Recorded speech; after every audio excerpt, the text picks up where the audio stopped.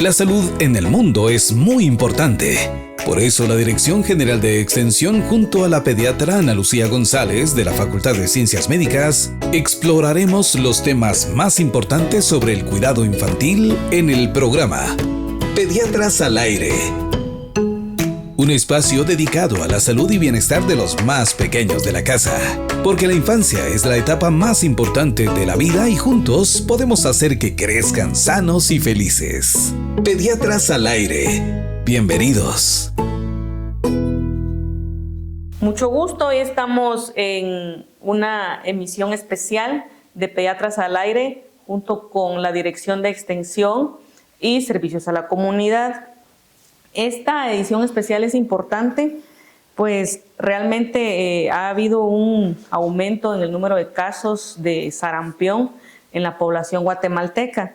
Así que como profesionales de las ciencias de la salud, como médicos al servicio de la comunidad, como especialistas, en ese caso en pediatría, pues tenemos a bien a platicar de este tema.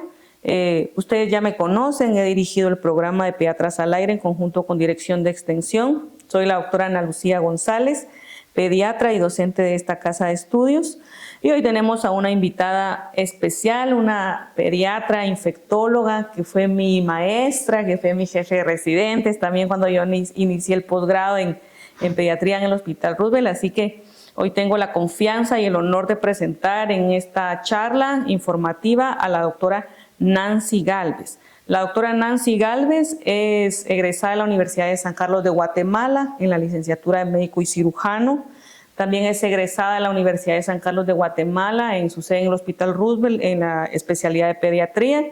Y enseguida realizó la subespecialidad en infectología pediátrica también en el Hospital Roosevelt, egresada de esta casa de estudios de la Escuela de Estudios de Posgrado.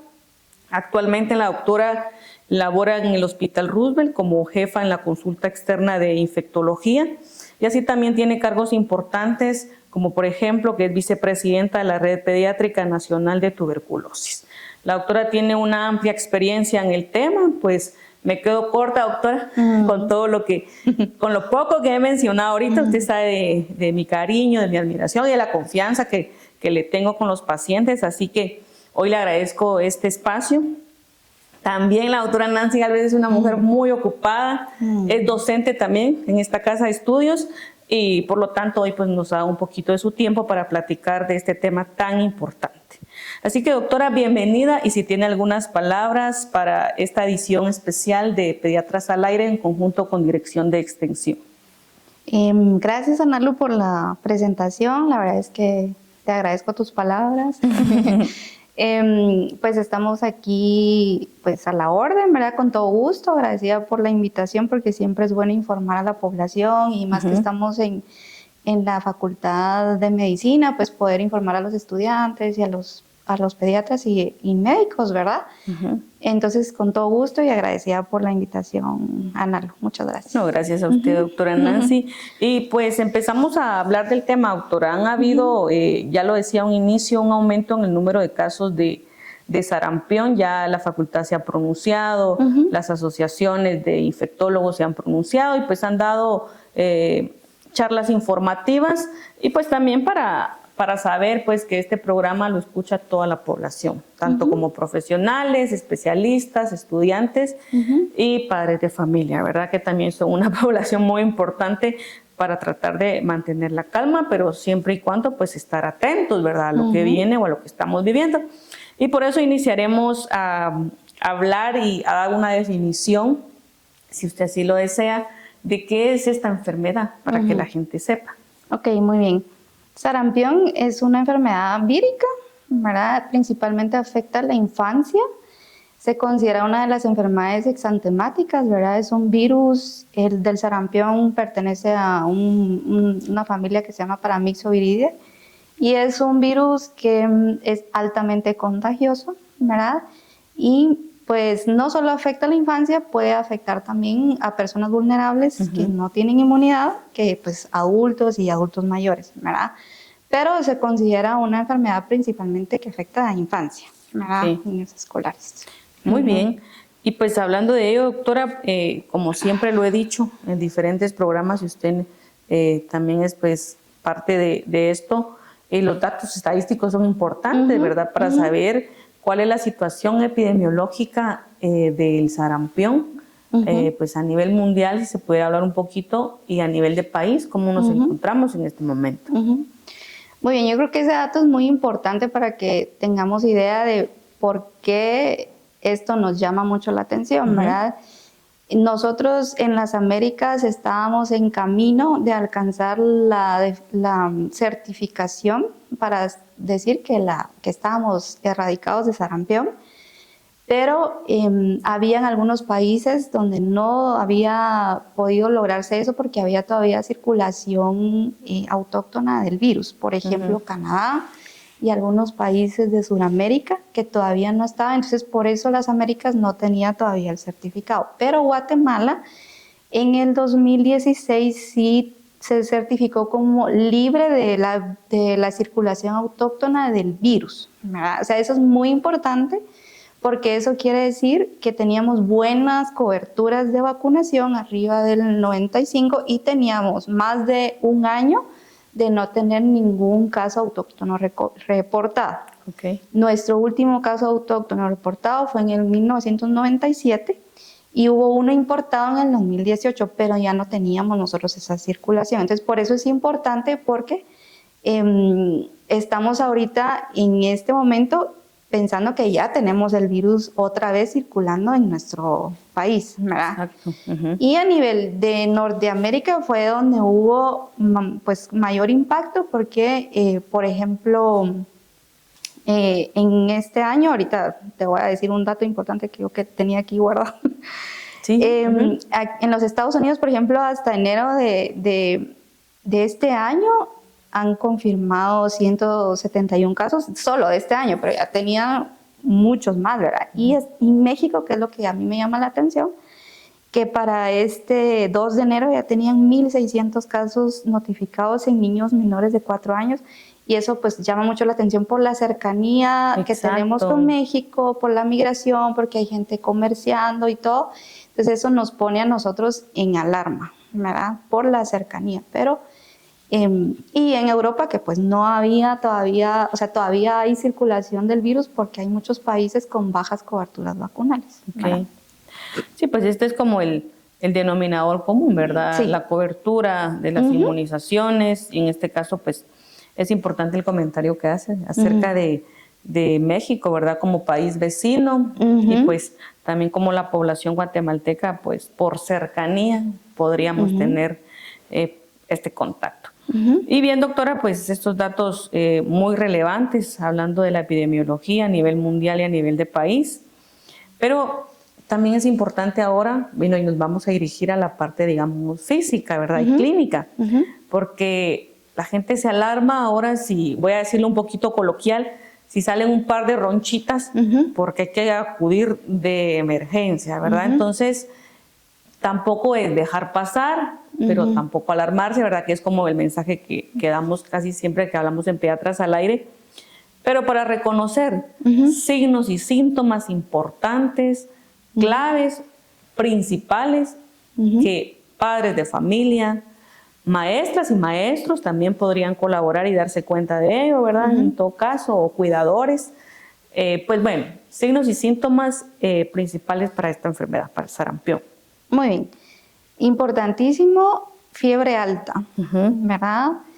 Tenemos también importante que es un cuadro como catarral. Nosotros le llamamos como un pródromo, que da como secreción nasal, una inyección conjuntival o una conjuntivitis no purulenta, ¿verdad? También puede dar dolor de garganta, tos, ¿verdad? Definitivamente nuestros maestros nos decían no hay sarampión sin tos, pues así, ¿verdad? Tiene que haber tos. Y es al 4º día de la fiebre puede aparecer una erupción cutánea, ¿verdad? Que es roja, ¿verdad? Es un rojo intenso y inicia generalmente carita, tronco, ¿verdad? Y se va hacia las extremidades. Okay. Y dentro de los síntomas también hay un enantema, se llama, de Koplik que se ve en la parte interna de la mejilla, cercano a los molares, que pues aparece en el pródromo, ¿verdad? Entonces puede que cuando ya esté el rash no se logre identificar, pero si nosotros tenemos una sospecha, podemos revisar esa parte, ¿verdad? Okay. Entonces, principalmente esos son los síntomas, ¿verdad? Y hay complicaciones, ¿verdad? Pero esos serían como los síntomas y signos principales que presentaría. Okay. Sí, y es importante, digamos, yo sé que en audio a veces cuesta un poquito figurar y todo, sin embargo, pues le agradezco mucho esta explicación y mencionar como partes anatómicas para que se pueda ir identificando. Pero, digamos, para los grupos de estudiantes, ¿verdad? Nuestros estudiantes de la Facultad de Ciencias Médicas que en quinto año de medicina rotan por pediatría. Ya dijimos, ¿verdad? Pues no es exclusiva, sin embargo, pues hay un mayor número que podrían como ponerle un poquito más de atención. Digamos, ¿qué deberían ellos identificar en una emergencia? Porque la gente consulta en la emergencia. ¿Qué deberían identificar ellos en la emergencia? La mayoría de veces nuestros estudiantes, tanto de grado y de posgrado, son primera línea, ¿verdad? Por lo menos aquí a nivel de la ciudad, pues departamentales también. ¿Y qué deberían ellos, digamos, darse cuenta o estar muy atentos? Porque también es importante que les mencionemos cómo se podrían complicar estos cuadros. Muy bien. Si a un estudiante le toca que hacer un triage en una emergencia, la pregunta indicada es, su motivo de consulta es rash y fiebre, de una vez lo separo de los demás niños, le pongo mascarilla al paciente y al contacto, ¿verdad? El externo tiene que tener una mascarilla, si va a revisar un paciente sospechoso, una mascarilla N95, ¿verdad? Para no poder contagiarse. Y pues ya con un paciente con fiebre y rash, ya le busco la historia de conjuntivitis, le busco la historia de tos, le busco la historia de la coriza, ¿verdad? La secreción y pregunto sobre contactos, viajes o algún dato epidemiológico, principalmente el carnet de vacunación, ¿verdad? Si es un niño con estas características y no está inmunizado o tuvo contacto con algún paciente sospechoso o simplemente cumple todos los criterios clínicos, es sarampión hasta no demostrar lo contrario. Así es. ¿Verdad? Entonces tiene que tener como que el claro, ¿verdad? Que no podemos mezclar con los demás niñitos que están en sala de espera, sino que separarlo porque esto es altamente contagioso. Así es, ¿verdad? Ok, y de las complicaciones que digamos que un estudiante de medicina de grado, de quinto año, debería saber, doctora, que pueden pasar en estos cuadros clínicos. Sí. ¿Cuáles serían las que podríamos mencionar?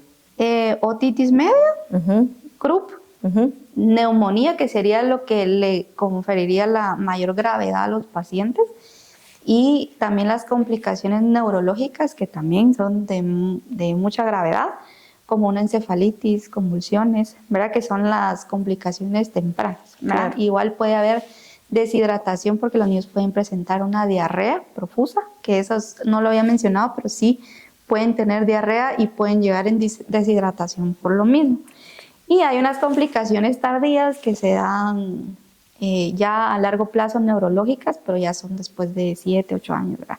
Pero las agudas son esas, ¿verdad? Entonces también hay que prestarle importancia, ¿verdad? Porque de repente, pues, podría ser como, digamos, relacionado con el cuadro de sarampión, pero lo importante es lo inicial, ¿verdad? Lo que usted mencionó, contacto, pues, yo estaba escuchando que de repente ya, ahorita que estamos con los casos y con el brote, pues, decir que viene de una zona específica, ya casi no valdría como mucho mencionarla. Sin embargo, pues es como para que ellos tengan una ruta, ¿verdad? Como el mapa mental que uno se hace cuando está estudiando en grado medicina y saber ahorita cosas claves, perlas clínicas que les está dando la doctora Nancy Galvez, que es la experta en el tema, ¿verdad? Así que ahí vamos súper bien como guiándolos para que puedan abordar los temas y pues inmediatamente notificar a su superior, ¿verdad? Para que puedan ser manejados.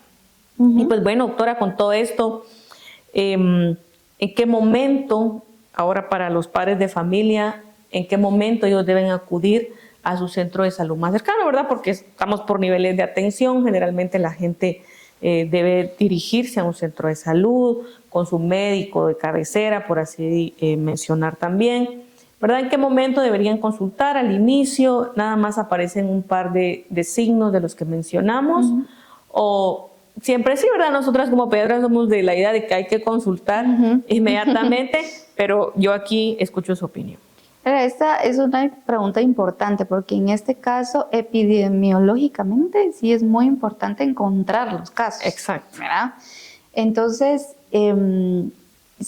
bueno, primero lo que tú dijiste fue importante de que va a llegar un momento en que el dato epidemiológico, el nexo epidemiológico, ya no va a ser tan relevante porque ya vamos a saber que el virus va a estar circulando, ¿verdad?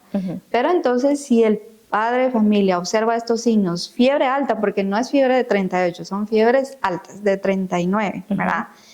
Que pueden persistir, ¿verdad? Y el inicio del rash, yo creo que es un buen momento para ir a un centro de salud. La mayoría de casos van a ser ambulatorios, Analo. O sea, la gran mayoría solo van a requerir manejo de soporte y hidratación, acetaminofén. Pero aquí lo importante es que el centro de salud pueda notificar un caso sospechoso, ¿verdad? ¿Por qué? Porque entonces yo voy a hacer el abordaje, o sea, el Ministerio de Salud creo que está actuando muy bien, porque van a buscar los casos, hacen el mapeo, ven las coberturas del lugar que se está sospechando y ya se buscan ahí para que esto no se vuelva un brote explosivo, ¿verdad? Entonces si el padre tiene la sospecha, que vaya, y la directriz ahorita del ministerio es paciente con fiebre de rash, le hacen la prueba por cuestión de que queremos captar la mayoría de casos y limitar esta diseminación del brote. Okay. Sí, este dato es importante, ¿verdad, doctora? Porque nosotros mencionamos, pues acuda inmediatamente, ¿verdad? Pero también con la salvedad que usted ha mencionado, que la mayoría de estos casos se pueden manejar con tratamiento sintomático en casa. Sí. Y pues ahí se les da la importancia del plan educacional de mencionarle pues a los profesionales que atiendan o que atendamos estos casos, la importancia del plan educacional. Siempre hablamos de un amplio plan educacional, pues es muy relevante porque se les informa las etapas, el tratamiento, qué podría pasar, en qué momento será alarma y pues bueno, eso sería el comentario. Y bueno, doctora, ¿qué podríamos decirle a nuestros oyentes acerca de la prevención, ¿verdad? De esta enfermedad? Yo sé que usted es la experta en el tema, no sé, yo sé usted es la experta en el tema, y entonces pues para que nos comente un poquito acerca de la prevención, ¿verdad? Para los padres de familia. Muy bien, yo creo que ahorita la principal estrategia de prevención es chequear nuestros esquemas de vacunación, ¿verdad? ¿Por qué? Porque te tengo que decir esto, ¿verdad? Dato importante, es un virus que su contagiosidad es una de las más altas de todos los virus. Por ejemplo, con andar con mascarilla yo quirúrgica en la calle no me voy a librar, ¿me entiendes? Porque es un virus que puede permanecer vivo o viable incluso 2 horas después que un paciente hable, tosa o estornude, queda suspendida en las gotículas en el ambiente. Entonces, si yo paso por ahí, una mascarilla quirúrgica no me va a proteger para eso, ¿verdad? Entonces, creo que yo debería usar mascarillas solo si voy a atender a un paciente sospechoso, pero para andar en la calle no es algo que me vaya a proteger, ¿verdad? Lo que sí, para saber cómo prevenirlo, tenemos que tener claro que este virus se transmite por lo que te decía, microgotas que quedan suspendidas en el ambiente cuando alguien habla, tose, estornuda. o por contacto con la gotita de saliva de la nasofaringe de la persona, porque ahí es donde se está reproduciendo el virus y donde está la mayor carga viral, ¿verdad? Entonces, si yo tengo un paciente enfermo que se tocó la nariz o que me estornudó cerca, ahí puedo tenerlo, ¿verdad? Entonces, el lavado de manos, ¿verdad? Y estar vacunados, ¿verdad? Entonces, ¿cómo sé si estoy bien vacunada o cubierta? Pues tengo que tener evidencia o recordarme. Primero, voy a mencionar que son 2 dosis de vacuna, ¿verdad? Las 2 dosis te dan una protección arriba del 97%, casi que de por vida. Entonces, si tú ya tienes la evidencia de que tienes las 2 dosis, no necesitas realmente revacunarte porque estás inmunizada y puedes estar tranquila. Pero si alguien no tiene una evidencia de que se vacunó, pues, y tiene la duda, podemos pensar que las personas mayores que nacieron antes del 57 seguramente ya les dio sarampión, y a la persona que le dio sarampión pues también tiene inmunidad de por vida, ¿verdad? Entonces, si alguien tiene el recuerdo de que ya le dio sarampión, pues bueno, ya le dio, ¿verdad? Entonces ya no le puede volver a dar. Pero si no tenemos esos datos, pues mejor nos vacunamos, ¿verdad? Y tenemos nuestras 2 dosis, ¿verdad? Yo a los estudiantes sí les recomendaría, pues, si van a ir a hacer sus prácticas al hospital, chequear que tengan su esquema completo, ir con su mamá, me vacunaste, enséñame, ¿verdad?, a tener la evidencia. Y si no hay evidencia, es mejor colocarse la vacuna, ¿verdad? Eso principalmente, y si van a atender pacientes, pues usar mascarilla, ¿verdad? Lavado de manos frecuente y eficaz, ¿verdad? Así es. Y eso principalmente.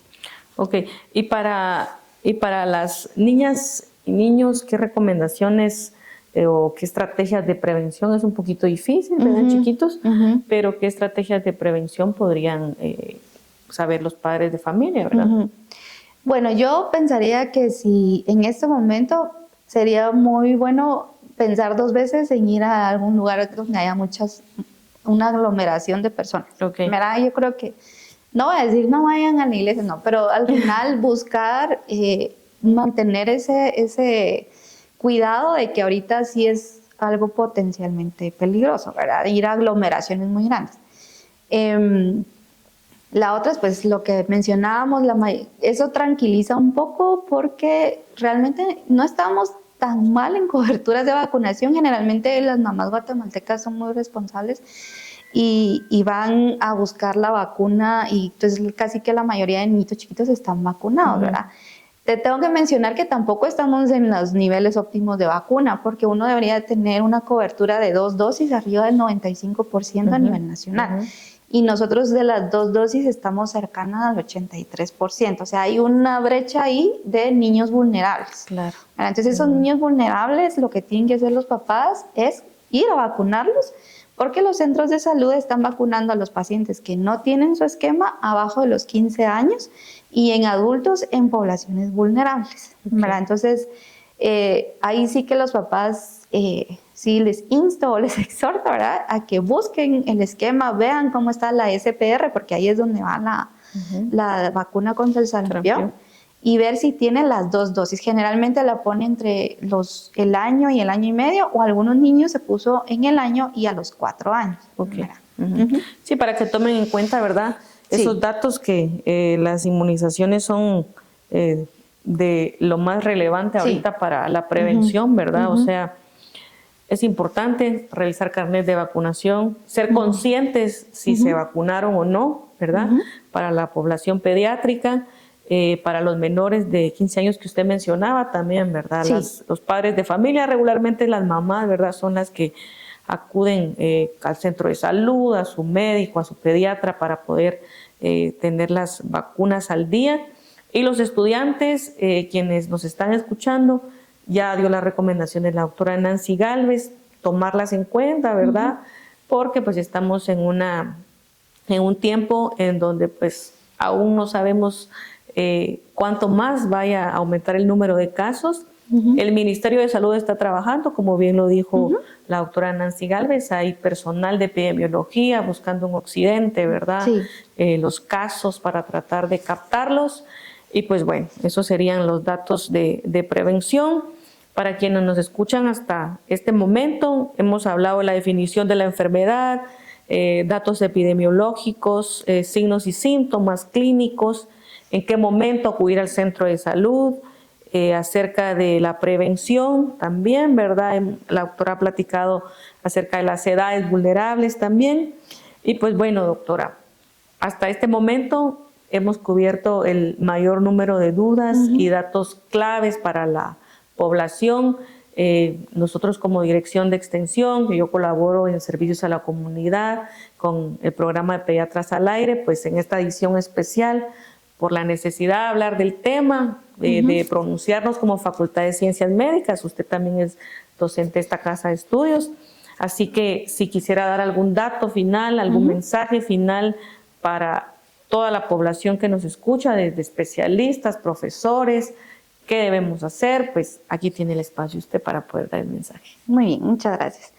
Pues sí, un mensaje sobre la vacunación, tener precauciones también, ¿verdad? Porque mujeres embarazadas no podemos vacunar, Es ¿verdad? importante, Si yo tengo un paciente en casa que tiene tratamiento para cáncer o que tiene post-trasplante de órganos, o un paciente con una inmunodeficiencia primaria o un VIH avanzado, son pacientes que no pueden recibir esta vacuna. Entonces, ¿qué puedo hacer para protegerlos?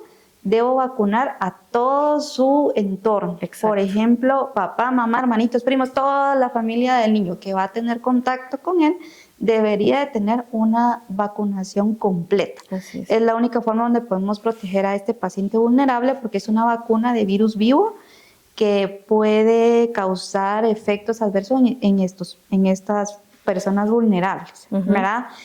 Recordar que este virus es un virus que es contagioso 4 días antes de que se presente el rash, incluso 4 días después de que se presenta el rash, ¿verdad? Entonces, eso es importante que lo sepamos, porque quiere decir que si tengo un caso cercano a mí, tengo que ver qué hizo ese paciente 4 días antes y aislarlo 4 días después, para que no siga contagiando, ¿verdad? ¿Y qué hago con los que tuvieron contacto 4 días antes? Pues podemos vacunarlos si no tienen su esquema completo y amerita vacuna dentro de las 72 horas del contacto, para que no protegerlos de la enfermedad, ¿verdad? Entonces, esas son como perlitas que nos sirven, doctora, para que esto no se vuelva una bomba, ¿verdad? Esperemos que no, ¿verdad?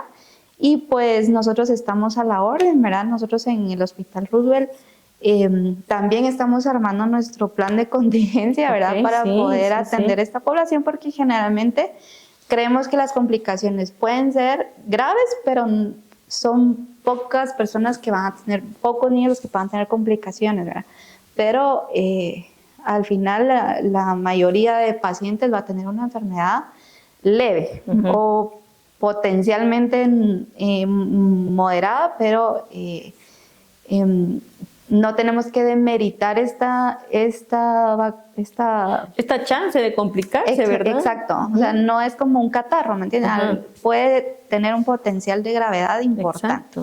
Y un mensaje para los pediatras es que si usted tiene la sospecha clínica, notifíquelo, ¿verdad? El Ministerio de Salud tiene una vigilancia epidemiológica y puede usted comunicar y pedir que le manden la ficha epidemiológica. Si es una clínica privada, usted llena la ficha epidemiológica, la manda al correo del ministerio y ellos van a buscar al paciente para hacerle sus pruebas de diagnóstico, porque sí tiene prueba de diagnóstico de serológicas y de detección del ARN del virus, que es muy importante que los pediatras sepan que hay en su clínica privada pueden tener un paciente sospechoso, ¿verdad? Así es, doctora. Esto es importante también porque muchas veces hablamos de, bueno, todos somos el sistema de salud, sin embargo, en la práctica privada muchas veces no saben a dónde dirigirse, ¿verdad? Y todas las enfermedades, pues, las de notificación obligatoria, bueno, pues en este caso, no hay que mucho menos dejar pasar esta, ¿verdad? Entonces, ya mencionó la doctora Nancy Galvez la ruta que podríamos seguir si tenemos algún caso sospechoso en nuestra práctica privada. Así que, doctora, pues bueno, muchas gracias por su tiempo. Todo lo que abordamos ha sido cubierto, ¿verdad? Con la medicina basada en evidencia, con la información que se requiere, que platicamos con el grupo de de doctoras de Dirección de Extensión y Servicios a la Comunidad, con la doctora Sandra Rodríguez, con la doctora Pamela Zipaque. Y pues bueno, así que este guión que tuvimos para platicar de sarampión en Guatemala, hemos cubierto los puntos. Y sobre todo gracias a usted por su tiempo, por su experiencia, por su gran conocimiento en el tema. Y yo sé que ojalá que podamos seguir en contacto y pues platicando estos temas. Hoy es una edición especial de Pediatras al Aire. Vamos a seguir tratando de temas.